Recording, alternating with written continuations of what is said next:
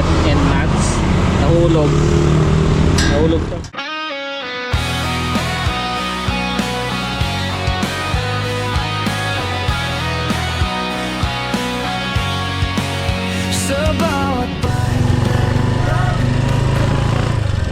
Mali LTO dito wala lang helmet. Okay, bayan ng Solano going to Bayombong R2TMs. Uy, ang daming tao ngayon sa Danpag. Ayan, kuha sila ng mga bonus dyan ng mga mga taga government. Yeah, nakakatanggap ng mid bonus ba. Happy naman syempre happy, bonus yun. Ganyan yun. The time check, it's 8:15 in the morning, and yet napakainit na, no? Vitamin D from the sun, vitamin D na puputi. Tingnan natin kung puputi ka kung nagpa-araw ka dyan ng mga ilang oras, or yung simpleng 30 minutes lang or 15 minutes ay grabe, sunog ang balat mo dyan. Oh, sige. Ngayon pala ay naka-schedule yung ingay kaputso. Naka-schedule yung therapy ni Papa Wednesday and Friday. Kaya ayun, pupunta ulit kami dahil ako naman ay day off ko ngayon. Kaya ayun, magtatampay tayo doon sa may therapy medicine area ng R2TMC OPD. Tara! Ngayon naririto na kasama ko kayo. Ang saya ng buhay, ikutin ko ang mundo. Ngayon naririto, tuloy-tuloy hanggang wakas. Tayo ang bida sa ating kwento. Ang ganda ng mundo, ang ganda ng mundo.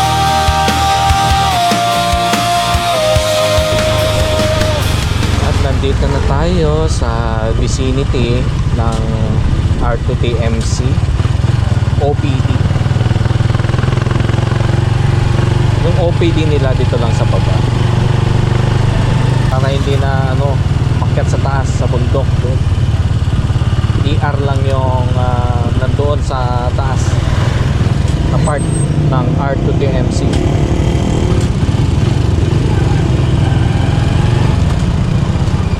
Okay, so we're here.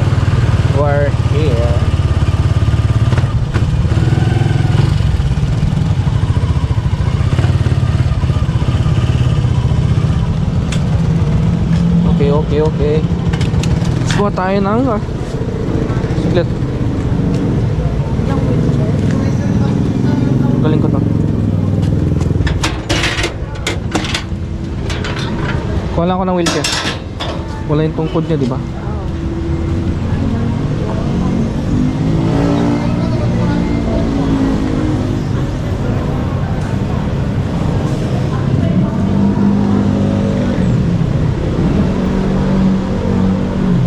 Wala ng wheelchair.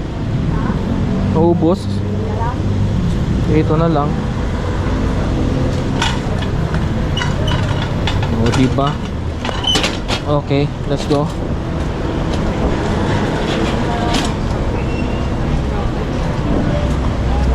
Let's go. Kaya walang tungkod eh.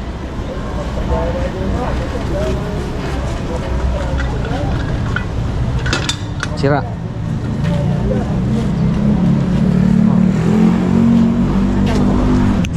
Ipasok lang. Tapos i-parking ko na lang yan.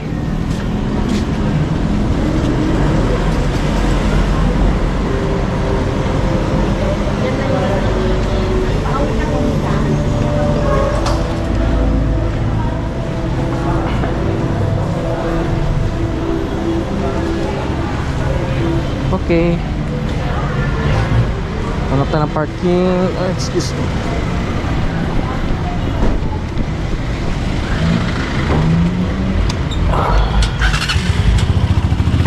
So ayun mga tol, mga besh, muntik lang tayong naubusan ng wheelchair para mapadali yung ano. Nakalimutan natin dalhin yung ano, yung wheelchair na bigay ni Papa Jing. Kaya next time ay kunin na natin para hindi tayo maubusan. Kung sakaling maubusan man tayo pala ay meron tayong sariling wheelchair, di ba? Ngayon ay maghanap tayo ng parkingan at pupunta tayo sa taas. Wala pang magbigay. Maps, magbigay kayo.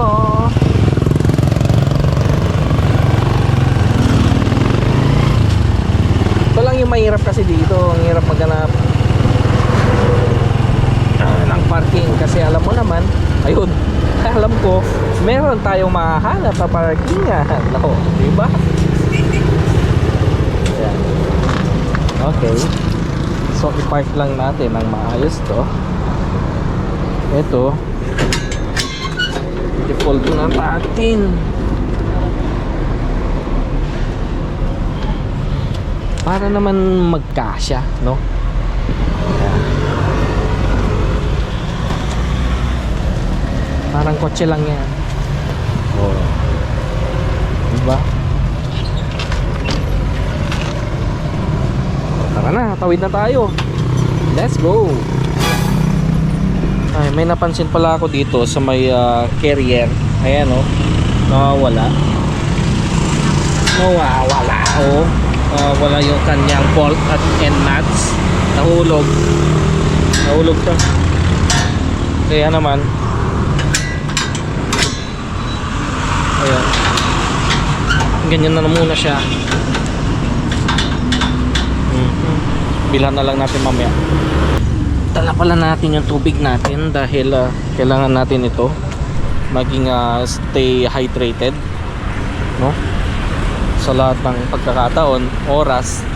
Ayan, ang daming sasakyan. Ayan, let's go. Okay, dating gawin, lakad tayo dito sa may parte ng dialysis center. Let's go. Yeah. Kyat tayo. Kyat. Inakyat mo na? Inakyat mo? Ha? Ayun, so naipasok na si Papa. Oras na niya para sa kanyang PT, physical therapy. So mag-aantay tayo dito ng 2 oras. Susunod pala ay dun sa occupational therapy. Yan. So 1 oras sa PT, physical therapy, 1 oras sa occupational therapy. Ito yung sa may babang parte oh. Ito yung hemodialysis. Tsaka maganda rito, hindi mainit dito sa loob kasi well ventilated siya. Ayun, medyo lakad-lakad muna tayo dahil matagal pa yan.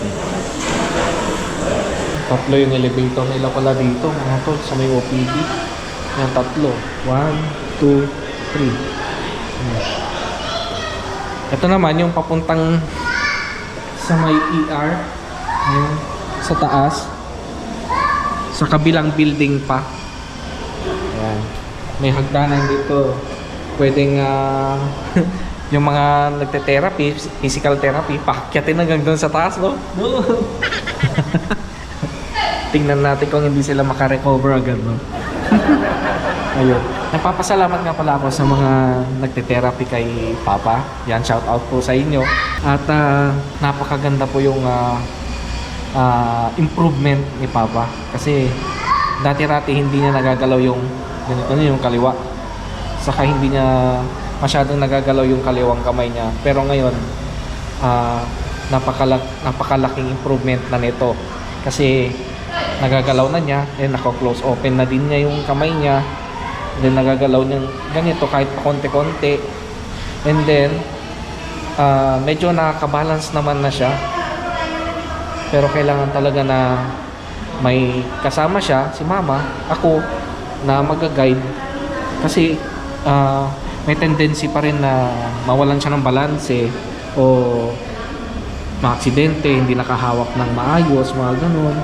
So, ang ganda ng kwan. Meron na siyang napakalaking improvement. Kaya maraming salamat po sa mga therapist ni Papa dito sa OPD, at TMC OPD. Yan. Sana lahat ng inyong mga tinutulungan na mga pasyente ninyo ay makapag-recover sila ng mabilis. Ayan. Maraming pong salamat. Ito yung hagdanan, mga tol. Ayan, oh. Ayan ang taas.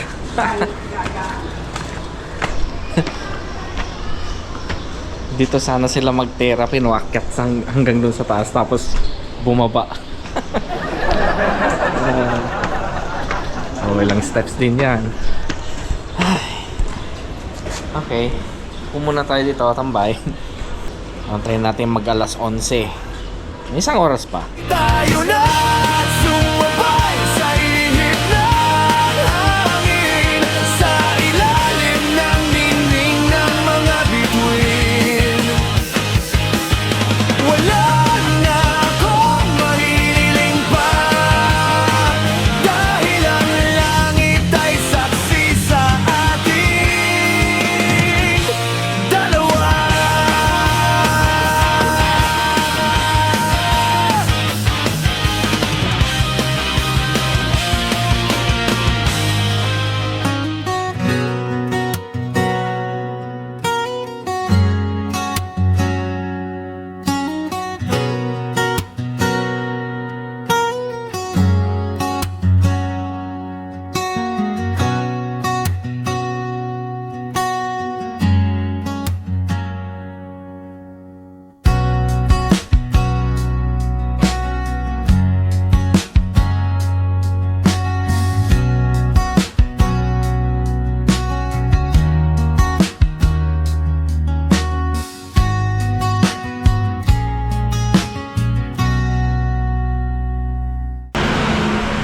Dito tayo sa occupational therapy clinic. Ayun. Kita niyo yun? Naitaas niya na yung kaliwang kamay niya. Ayan.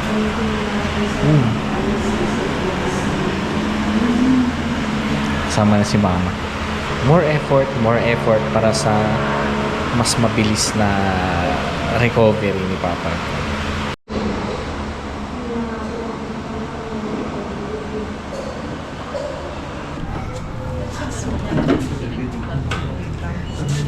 Timbang.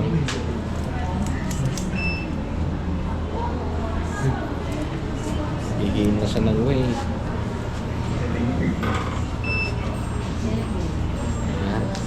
Okay, let's go. Excuse me.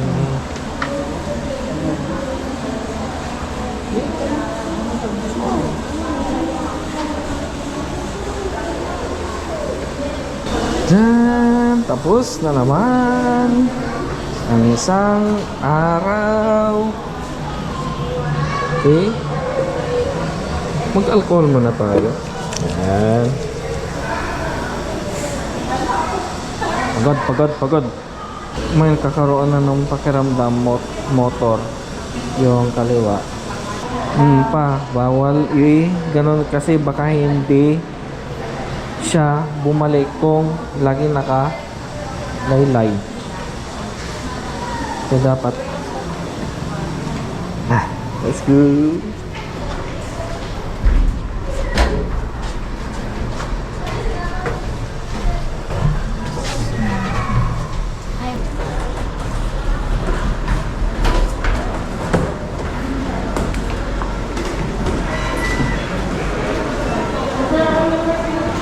Tara.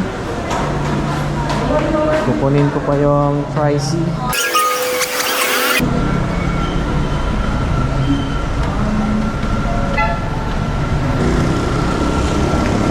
Parking.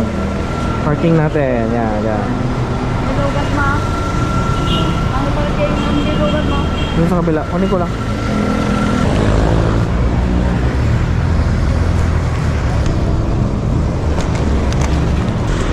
Kanina pa tayo daldal ang daldal mga tol. Yung susi pala ng tricycle. Ito, naiiwan. Ay, ano ba yan? Ay, daming sasakyan. Let's go.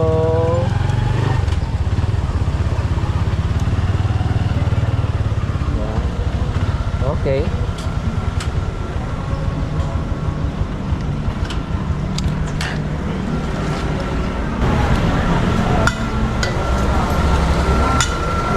Yung isa. Okay.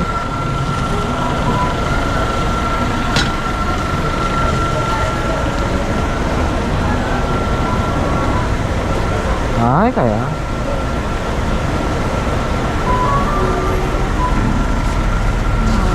Yan. Oh, sakay ka na. Sakay ka na. Bak.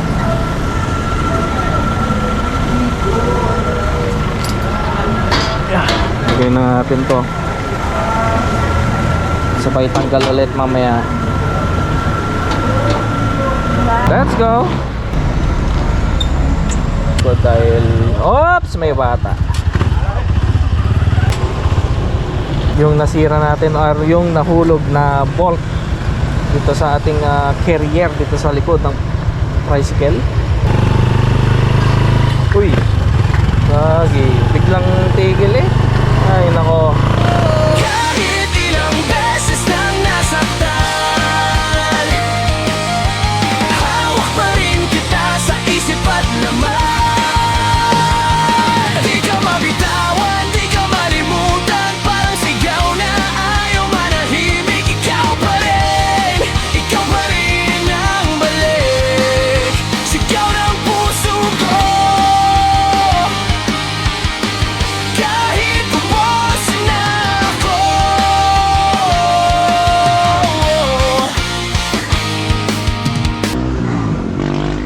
Okay, so nalagyan na natin ng bolt sa kanat.